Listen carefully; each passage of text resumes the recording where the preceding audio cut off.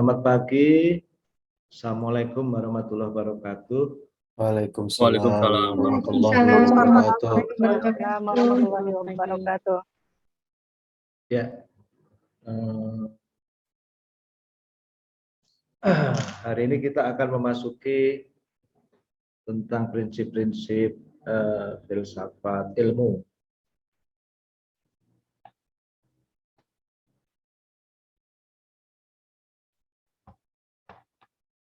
Apakah nampak ya? Sudah, Pak. Sudah, Pak. Sudah, Pak. Pak. Ya, jadi ada beberapa very basic principle di filsafat ilmu ini kita akan coba mulai bahas ya.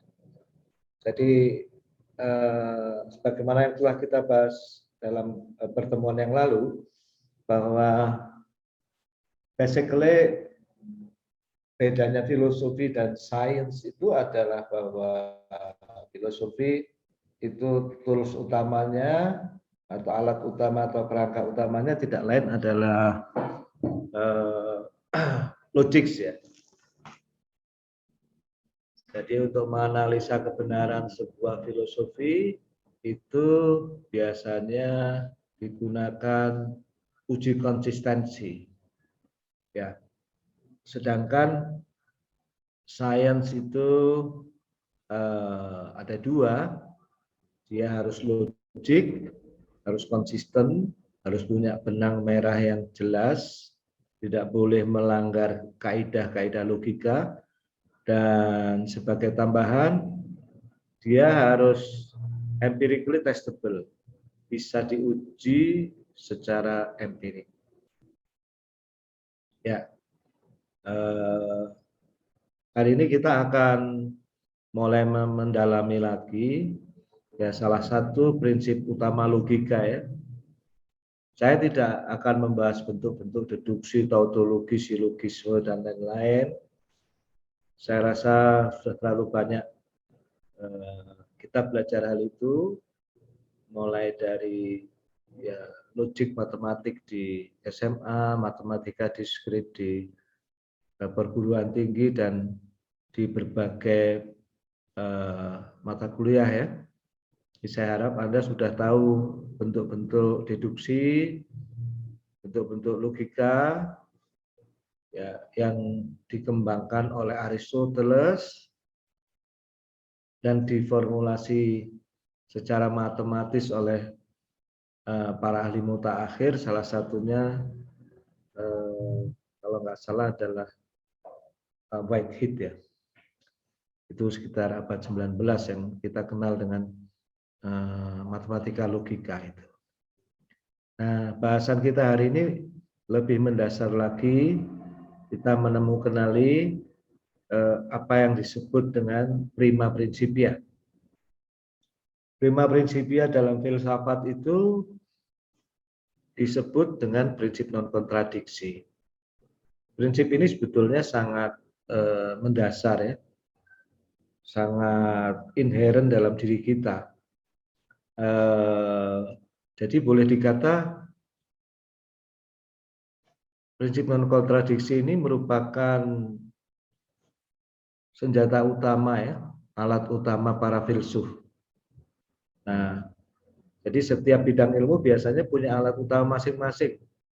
Kalau matematikawan itu selain prinsip non kontradiksi dan logika, senjata utamanya merupakan teori bilangan, function theory, arithmetic, geometri, trigonometri, kalkulus, diskrit matematik dan lain-lain.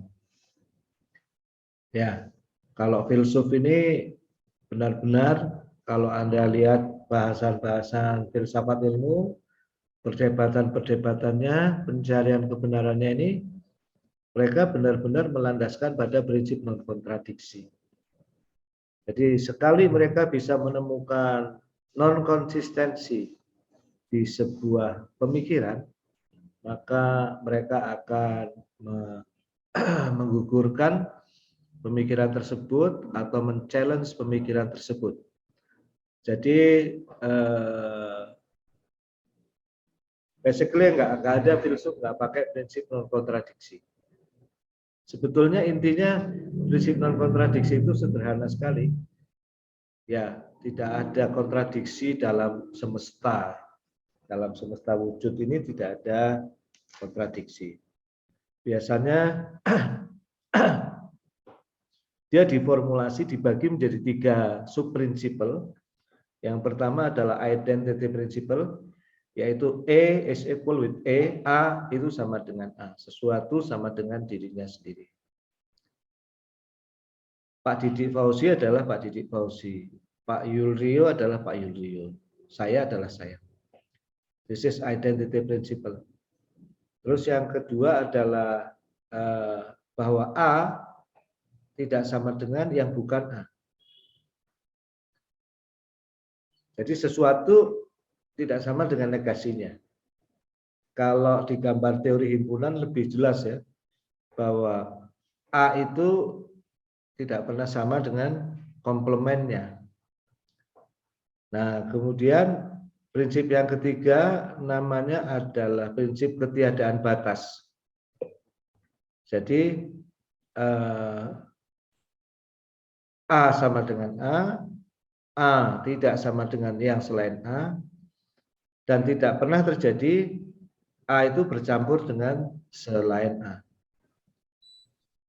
Nah, jadi ini merupakan 3 elemen prinsip non kontradiksi. Walaupun prinsip ini sangat alamiah ya, sangat inherent dalam fitrah manusia. Namun formulasi awalnya yang pertama memformulasikan dalam bentuk formal itu baru dilakukan sejauh sepengetahuan saya. Tolong kalau ada yang mendapat manuskrip yang lebih kuno, mohon disampaikan ke saya. Itu dituliskan pada sekitar 500 sebelum Masehi oleh guru besar kita semua, ya, Profesor Aristoteles ya. Orang-orang Arab menyebutnya Aristo, ya, guru dari Alexander the Great, anak dari Raja Philip, ya, Raja Yunani ya, Kaisaran Yunani yang ibu kotanya ada di Al-Iskandariyah atau biasa disebut Alexandria. Itu adalah sebuah kota di dekat Kairo ya.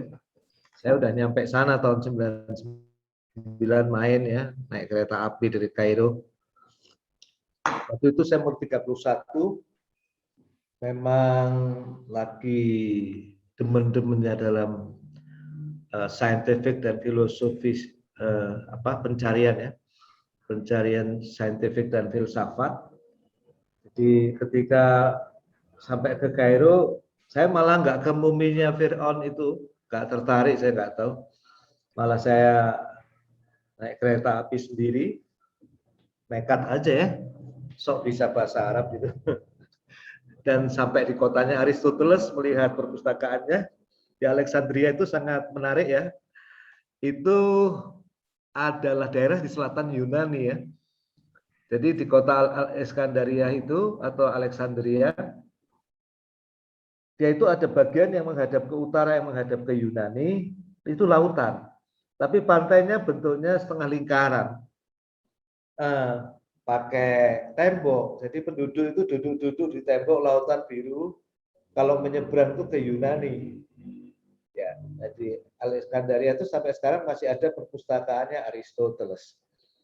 Sedikit mengenal Aristoteles, dia ini adalah putra seorang dokter dan tentu jenius ya. Tapi yang jelas Aristoteles itu menurut saya kemungkinan besar very good reader ya.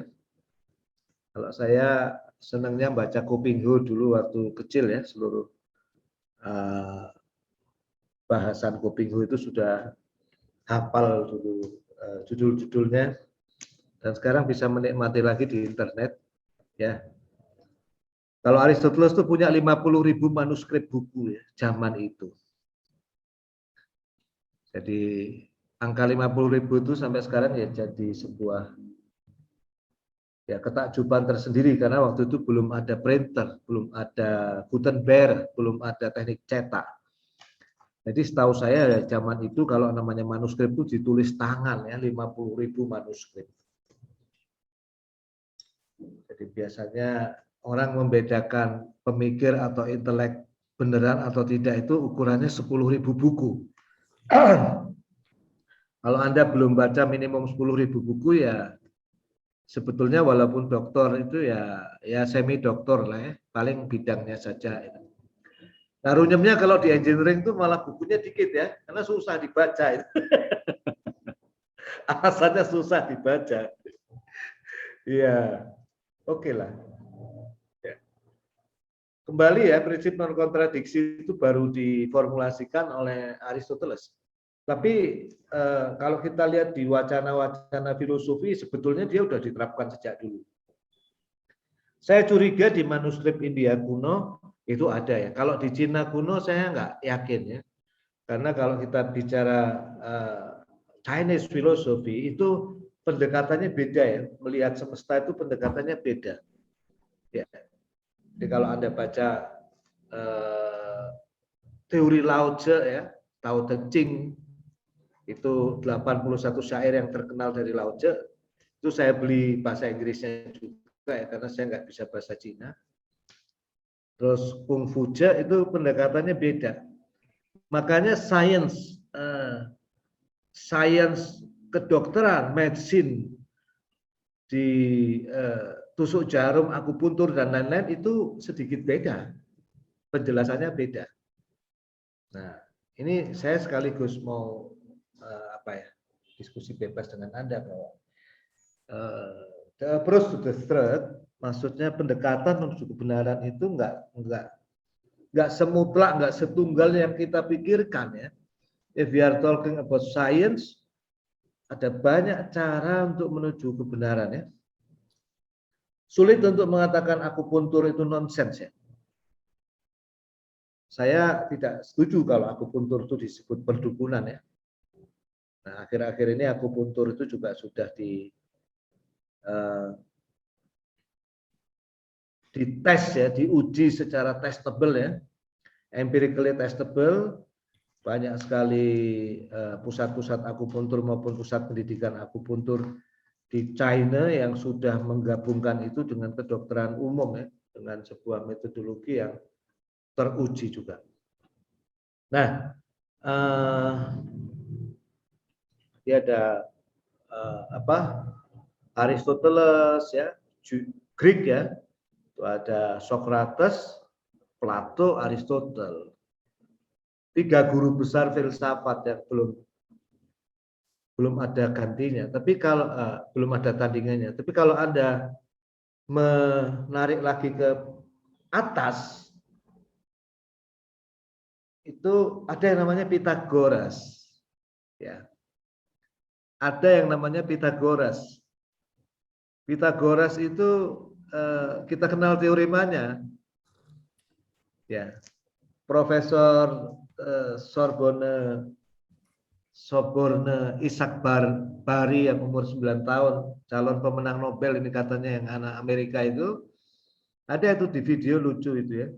Di YouTube membuktikan teorema Pythagoras saking topnya. Pythagoras itu juga seorang filsuf dan matematikawan yang masih temannya Aristoteles. Saya ingin cerita sedikit itu untuk mengatakan bahwa sejauh apa yang kita akan kaji tentang philosophy of science, itu masih merupakan catatan kaki atau cabang dari apa yang diajarkan oleh guru-guru besar filsafat ini ya. Hermes, Pythagoras, kemudian Socrates, Plato, Aristoteles. Kemudian ada banyak ya, ada Plotinus menyeberang ya, terus menyeberang ke Arab ya, filsafat Yunani menyeberang ke Arab. Di situ ada Al-Farabi, ada Ibnu Sina, ada Al-Kindi, ada banyak sekali ya, termasuk perdebatan yang sangat terkenal antara Al-Ghazali dengan Ibnu Rus ya. Ini para filsuf ini biasanya mereka awal itu mengkhatamkan bukunya Aristoteles yang berjudul Metaphysics itu. Sampai 40 kali gitu kitab wajibnya ya. Nanti menyeberang lagi ke zaman Kristen pertengahan, di situ ada murid Aristoteles yang sangat handal, seorang pendeta yang namanya Santo Thomas Aquinas. Itu menulis buku 5.000 halaman, saya cetak itu di rumah ya. Nah, tentang filsafat teologi ya, teologi Katolik ya. Kemudian nanti menyeberang lagi ke mulai dari René Descartes ya, itu abad Renaissance tuh, orang-orang kembali ya, mulai bergairah sekali menemukan sains dan teknologi ya. Ada René Descartes, nama-nama besar ya, Francis Bacon, David Hume, Auguste Comte. Kemudian masuk ke era Einstein. Di era Einstein itu filsuf yang menjadi murid Aristoteles asli yang mencoba membedah scientific discovery dengan metodologi Aristoteles. Waktu itu dia usianya masih sangat muda karena beliau lahir tahun 1902. Namanya adalah Karl Popper. Tahun kelahirannya perlu Anda catat, itu mirip-mirip tahun kelahiran Pak Karno ya. Mirip-mirip kelahiran Pak Karno, jadi masih sezaman, tapi dia nampaknya lebih muda dari Albert Einstein berapa tahun ya? 20 tahun mungkin ya. Dan kira-kira 50 tahun atau 40 tahun lebih muda dari Nikola Tesla. Penemu engineering yang sangat luar biasa yang perlu kita ketahui ya, karena kalau electrical engineer dan orang-orang STI ini, Anda mahasiswa STI ya, sekolah tinggi elektro dan informatik, kalau nggak kenal Nikola Tesla ini belum lengkap ya. Dia boleh dikata adalah bapak electrical engineering dan telecommunication dan information theory dan whatever ya, banyak sekali. Oke. Nah ini silakan kalau langsung kita diskusi ya, karena ini sifatnya adalah tidak searah, Anda semua sudah program doktoral. Di sini tadi saya lihat juga hadir salah seorang rekan saya ya, yang mungkin juga akan nanti mengajar Anda, salah satu co-dosen di sini, Bapak Dr. Meditomo Sutiarjoko, ahli satelit ya. Dia yang berhasil melonseng satelit di Indonesia ya, satelitnya BRI atau BRISAT. Dan insya Allah beliau akan mau berbagi bagaimana konteks filsafat ilmu atau philosophy of science itu dalam satelit teknologi dan bisnis. Nah, ini yang membuat kuliah kita beda dengan philosophy of science yang lain, karena kita tidak sejauh kita nggak akan belajar sampai Jacques Derrida atau filosofi hermeneutik dan lain-lain ya. Ini kebijakan saya, kita nggak mau buat Anda bingung ya, tapi tujuan utamanya bagaimana Anda nanti dalam research itu Anda bisa membedakan, oh penelitian saya ini scientific, oh penelitian saya itu sama sekali nggak scientific, oh penelitian saya ini less scientific, kurang scientific.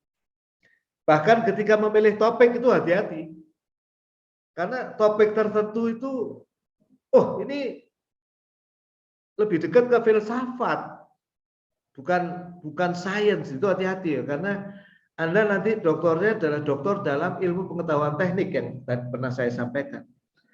doktor dalam sains teknologi. That's why mudah-mudahan guru kita semua, Pak Dr. Medi Tomo ini berkenan ya berbagi ilmunya di kita nanti di mendekati akhir-akhir. Mungkin kita juga akan minta 1-2 case lain ahli security atau whatever ya. Kalau ada ahli COVID yang bisa saya undang, ingin juga ya. Saya nggak tahu dengan kondisi saat ini apakah kita bisa undang ya ada seorang yang umurnya mirip dengan saya, ahli bedah otak di Amerika ya,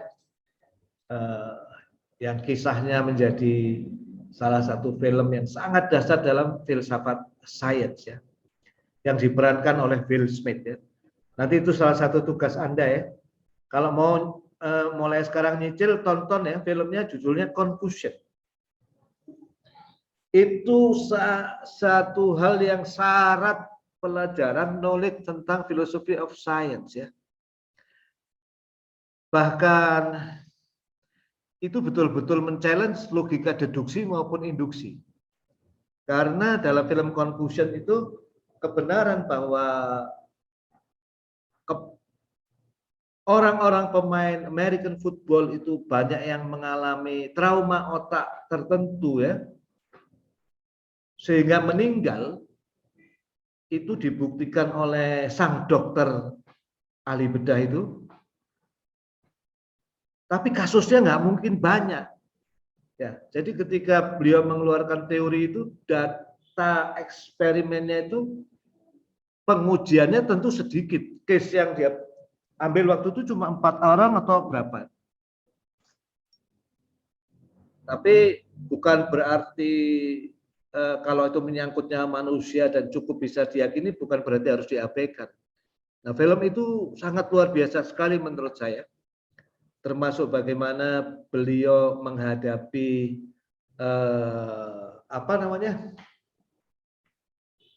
mafia ya, mafia industri football di Amerika. Ya. Confucius pemerannya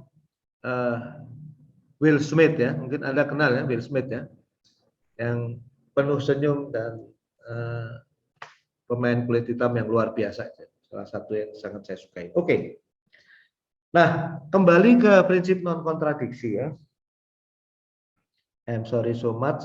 Saya ini kalau kuliah kemana-mana ya, ini harapannya saya bisa Anda nikmati ya supaya nggak kaku. Jadi prinsip non kontradiksi ini diformulasi menjadi 3 ini ya. Ini kelihatannya sederhana, tapi ya nggak sesederhana itu. Ya. Contohnya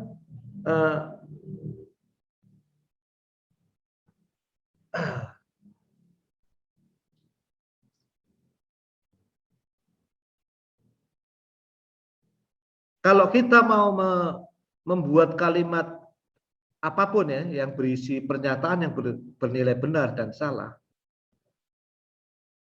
yang bisa benar dan salah, ya itu tidak pernah bisa lepas dari prinsip non kontradiksi ini. Ya, soalnya kalau sebuah pernyataan P misalnya itu dinyatakan benar, berarti pertama dia punya identitas, ya. Pernyataan itu clear identitinya, maknanya clear. Ya. Yang kedua, pernyataan misalnya kita simbolkan P itu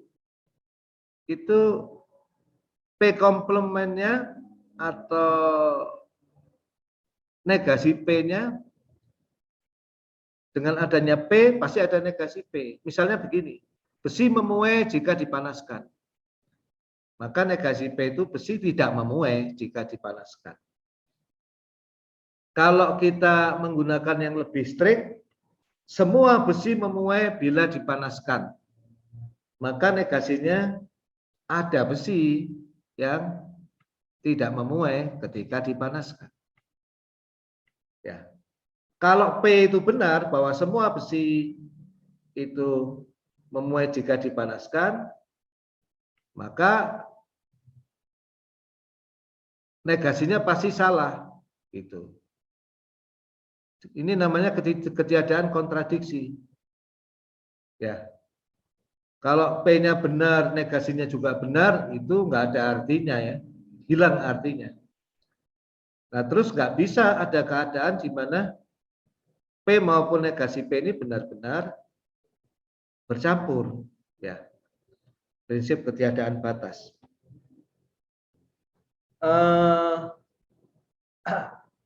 Saya ingin mengajak Anda untuk berlatih melihat bagaimana sih pentingnya prinsip non kontradiksi ini untuk menganalisis sebuah pernyataan-pernyataan filosofis.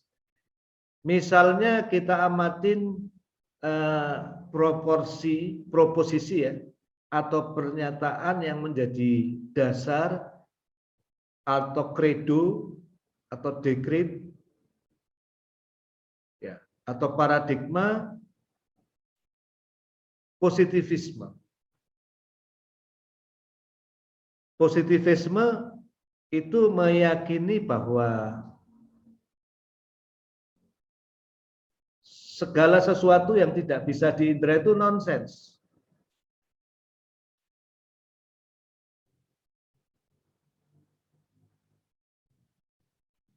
Segala sesuatu yang nggak bisa diindra itu fansis, khayalan. Jadi tidak ada kebenaran apapun kecuali harus bisa diindra. Itu adalah dasar paradigmanya. Ya. Nah, kalau kita melihat mau menganalisa kalimat ini dengan prinsip non kontradiksi, nah salah satu caranya adalah kita lihat tidak ada kebenaran apapun kecuali harus bisa diindra. Ya.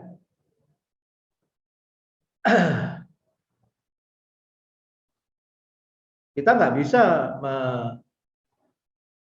pengen melihat kebenaran kalimat ini dengan diukur, nggak bisa. Ini kalimat filosofis. Mau pakai alat ukur apa? Ya. Nah, kopi ini misalnya ya, ini kopi. Saya lagi minum kopi. Kopi ini campuran manis dan pahit. Ini menurut positivisme, oh ini bisa diindra. Gitu. Jadi pernyataan bahwa kopi ini adalah campuran pahit dan manis itu masih mungkin benar, mungkin salah. Tinggal dirasakan saja. Dan dia bisa menjadi benar karena bisa diindra. Handphone ini misalnya ya, ini bisa diindra. Ya. Apa contoh yang nggak bisa diindra?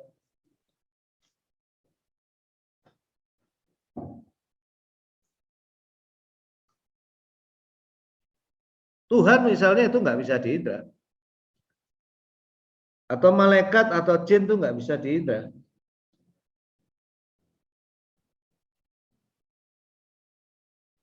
Nah nanti kalau kita sudah bertanya ke mereka, kalau gelombang elektromagnetik itu bahasanya panjang, itu bisa diindra nggak?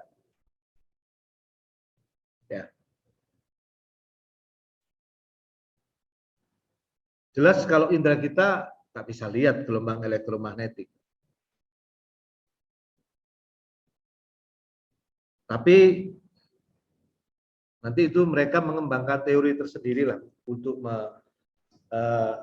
mempertahankan paradigma ini. Tapi sekarang kita jadi langkah pertama untuk menganalisis kalimat-kalimat filosofis ini kita coba pahami makna kalimatnya ini. Ya.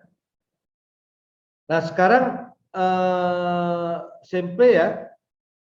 Coba ketika kita analisis ini sudah muncul kemuskilan ya. Nah, salah satu contoh yang paling basic, perkataan tidak ada kebenaran apapun kecuali harus bisa diindra. Substansi dari kalimat ini sendiri itu nggak bisa kita indra ternyata. Pakai indra apa kita bisa? Tadi kita lihat kalau handphone bisa kita lihat. bisa kita indra, kopi bisa kita indra. Ya. Rasa gatal bisa kita rasakan. Tapi pernyataan atau proposisi tidak ada kebenaran apapun kecuali harus bisa diindra. Substansi dari kalimat ini ternyata nggak bisa diindra juga. Ya. Jadi karena substansi dari perkataan kalimat tidak ada kebenaran apapun itu kecuali harus bisa diindra, itu nggak bisa diindra juga. Jadi dia tidak benar juga. Nah di sini muncul kontradiksi bahwa kalau kita yakin pernyataan tidak ada kebenaran apapun itu kecuali kebenaran itu harus bisa diindra, itu bernilai benar, maka dari hasil analisis kita tadi, kalimat itu pada saat yang sama tidak bisa diindra, jadi bernilai salah.